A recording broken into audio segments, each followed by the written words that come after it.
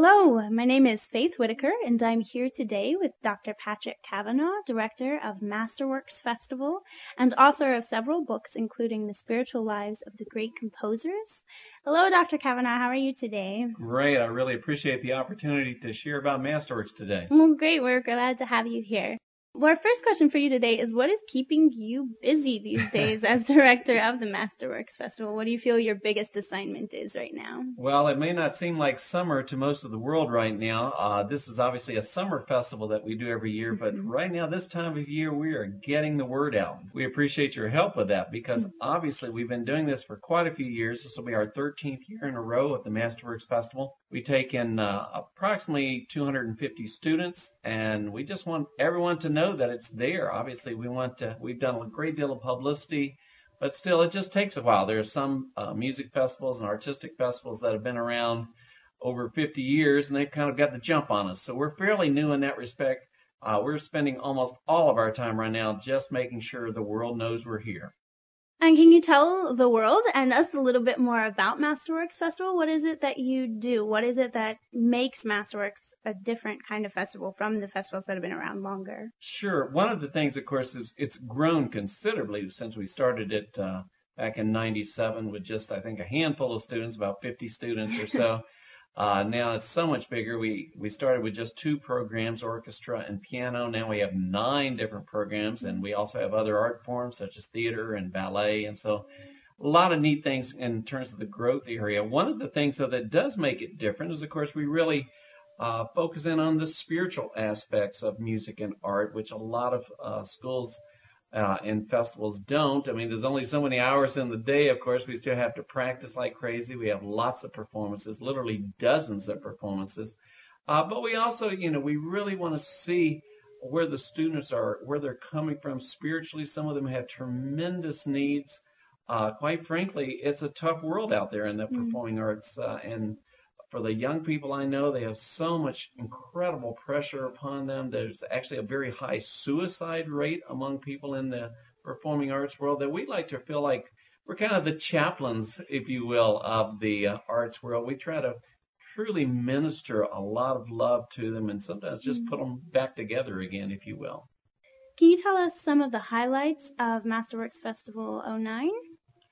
Well, MasterWorks Festival 09 will, of course, have 2 orchestras as well as a big theater program. I think the theater production this year is Our Town, Third and Wilder, and I'm very much looking forward to that. I know they're doing a number of new ballets this year in the ballet department, including the Shostakovich Chamber Symphony and also a piece by John Adams, an American composer, a lot of other pieces. For the orchestra, I know they're doing some very huge works, some Mahler and some Bruckner. We like to try to make every year different. One thing we're really specializing a lot more in this year is chamber music. There's going to be as many as 30 different string quartets and quintets and all kinds of different groups, strings, winds, brass chamber music. We find that a lot of young students, they don't want to just get lost in the bigness, if you will, of the orchestra. They like to play some intimate things as well. And so we're trying to give it as much variety as we can. Pretty much I think of MasterWorks as a concentrated, maybe 6 months worth of artistic training in about 4 weeks' time. Wow. I guess that means a pretty busy time. We don't sleep a lot. Frankly, we want to give the students their money's worth. So we get them up early. We work them hard all day. We don't send them home in a box at the end, but you always feel like you need a vacation once MasterWorks is over because it's exhilarating, but it is pretty exhausting too. What does the general students feel about the festival? Obviously, you've grown, like you said, since you began. What are the students getting from this? What is the feedback that you're getting from them? Well, I'm very encouraged. We have a fantastic alumni program, and we get tremendous feedback from them almost every day. We've had lots of MasterWorks marriages. People meet their own spouse there, and I think they love it. It's a beautiful, caring place. Although there's a lot going on, we keep them busy, but the spirit is not competitionally based. It's really, we try to make a safe place. Frankly, it can be a real place of healing. People come from every kind of direction and background, but we really want them to feel loved. We actually have Bible studies. We have prayer times. We have times for worship. This is a very different thing than a typical kind of dog-eat-dog competitional festival. So we're really trying to keep it that way, to keep it a safe place to really grow artistically and spiritually. Now, you talked a little bit just now about the prayer times and the Bible study, and MasterWorks obviously does have a Christian center to it. Can you tell us a little bit about if there has been any prejudice encountered with that? You know, I'm delighted to say that, to my knowledge, and I've been directing it from the beginning, we've really avoided that. And part of the reason is, first of all, we realize we're all coming from different places. Even, say, within the Christian background, you know, there's so many different denominations and things, and we just don't worry about that. We can hopefully love each other enough to agree to disagree. So, you know, we have all kinds of students from all kinds of backgrounds, including obviously many that do not have a Christian background, and we certainly welcome them with open arms. I think that the main thing is it's just got to be a lot of love, a lot of understanding, a lot of acceptance of one another. Certainly the background is very strongly Christian. The faculty are Christians. They really do want to use their life in such a way that blesses others. And so it's just a really neat thing. I think, frankly, so many times these young people get put in such incredibly tough competitive situations that they sometimes can even lose just the love of music or the love of their art, the love of dance, the love of drama. We really want to try and underline that love. We want to create that passion again.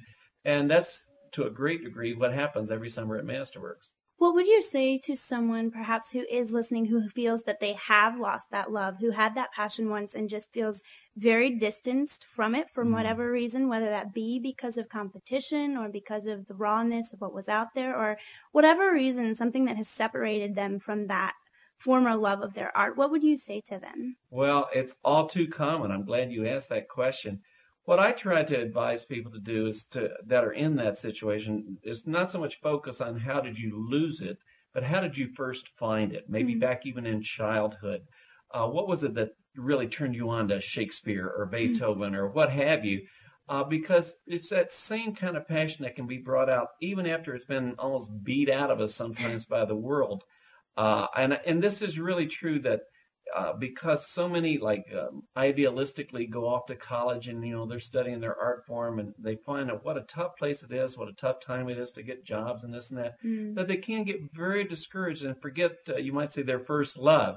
And I always say, well, let's go back to the beginning. What was it that really, you know, what was it a great performance? Was it a great moment that, you know, you experienced? You know, we all have our little moments in our lives.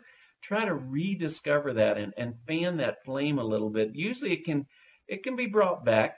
A lot of it also has to do with what I would call living in a supportive community. I mean, MasterWorks is great for this, but of course, frankly, it's 4 weeks. It's not 12 months out of the year. And I encourage people when they leave MasterWorks, first of all, to stay within, as we call it, our virtual community on Facebook and all of that, you know, so we can kind of keep up with one another and encourage one another.